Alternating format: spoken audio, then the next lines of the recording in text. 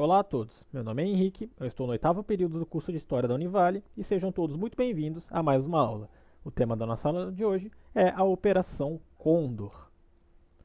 Nosso objeto do conhecimento são as experiências ditatoriais na América Latina e nossa habilidade de hoje de escrever e analisar as experiências ditatoriais na América Latina, seus procedimentos e vínculos com o poder, tanto em nível nacional quanto internacional, e a atuação de movimentos de contestação às ditaduras. Antes de começarmos, vamos primeiro entender o contexto. O contexto da Operação Condor são as ditaduras na América Latina durante o período da Guerra Fria. O mundo era um mundo bipolar, dividido entre capitalismo e socialismo. Havia um bloco capitalista liderado pelos Estados Unidos, que estava em conflito com um bloco socialista liderado pela União Soviética. E dentro desse cenário, houve as ditaduras na América Latina. Tiveram países como o Uruguai, o Chile, a Argentina e o Brasil. Essas ditaduras motivadas pela Guerra Fria. Agora sim, o tema da nossa aula de hoje é sobre a Operação Condor. Ela foi uma operação militar que integrava os países do Cone Sul. Quais são esses países? São países como a Argentina, o Chile, o Uruguai, o Paraguai, o Brasil e a Bolívia. Países que tiveram ditaduras militares nesse contexto. E a Operação Condor ela foi idealizada em 1975 pelo coronel Manuel Contreras. Ele era chefe da Direção de Inteligência Nacional Chilena do governo Pinochet, conhecida como DINA. Aqui à esquerda temos uma foto desse general e à direita o logo da Direção de Inteligência Nacional do Paraguai, a DINA. Qual foi a justificativa da Operação Condor? A justificativa é sempre a mesma. Os governos militares eles alegavam que as esquerdas dos países do Cone Sul, aqueles países que nós vimos agora há pouco, estavam se unindo através de um grupo chamado a Junta Coordenadora Revolucionária, a JCR. E a Operação Condor ela precisava existir para combater esses subversivos, para combater esses inimigos da nação.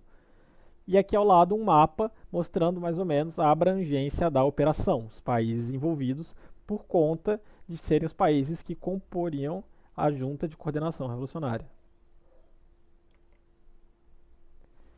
E durante a Operação Condor foi criada uma rede de comunicação entre as ditaduras da América Latina. E eles tinham um banco de dados das pessoas consideradas suspeitas, com seus nomes, endereços, documentos, nome de familiares e aí por diante. Só a fim de curiosidade, o nome Condor ele se dá por um animal, uma espécie de urubu, que come a carniça de outros bichos. E o Condor foi também por muito tempo, e até hoje, o símbolo, um dos símbolos, na verdade, chilenos. E a operação ela contava com o apoio de companhias aéreas, médicos, funcionários de MLs, os Institutos Médicos Legais, e de cemitérios. Essa rede de operação auxiliava para que essa operação se mantesse secreta, então, para que as pessoas não descobrissem sobre a Operação Condor. Então, as companhias aéreas auxiliavam no tráfego aéreo dos presos políticos, os funcionários de MLs e dos cemitérios ajudavam a descartar os corpos, então era algo bem complexo, era algo bem coordenado. E os Estados Unidos também contribuiu nessa operação. Eles contribuíam com treinamentos e investimentos financeiros. E dentro dos treinamentos também, o Brasil teve grande influência. O Brasil auxiliava nos treinamentos militares e nas torturas durante os interrogatórios. O Brasil ele foi uma espécie de líder dentro da Operação Condor. E como sabemos sobre a Operação Condor? Afinal, ela era uma operação secreta. Nós sabemos porque em 1992, um juiz e um ex-prisioneiro político, eles foram atrás de registros policiais deles e encontraram numa delegacia no Paraguai registros sobre a Operação Condor, documentos oficiais.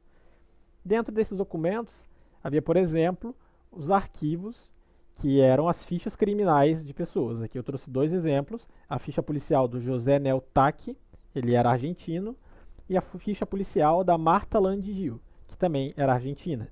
E esses arquivos eles estão disponíveis no Museu da Justiça Paraguaio. Lá tem milhares de documentos sobre a Operação Condor.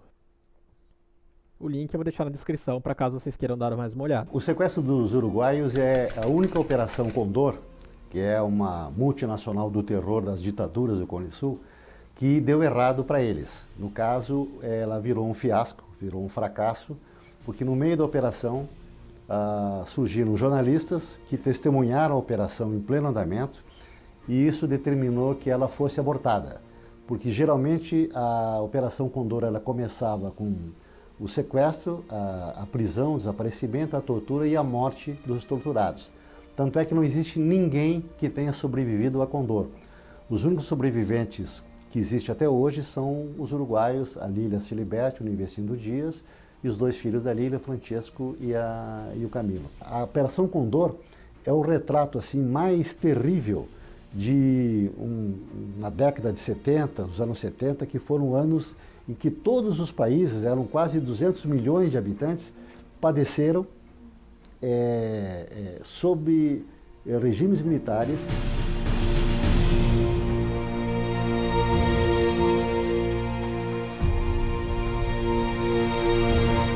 Os arquivos estão sendo abertos, a memória sendo recuperada, a verdade sendo construída, para que nunca mais donos do poder digam que nada tinham a ver com o genocídio de tanta gente, para que enfim seja possível pavimentar a estrada que leva ao nunca, nunca mais.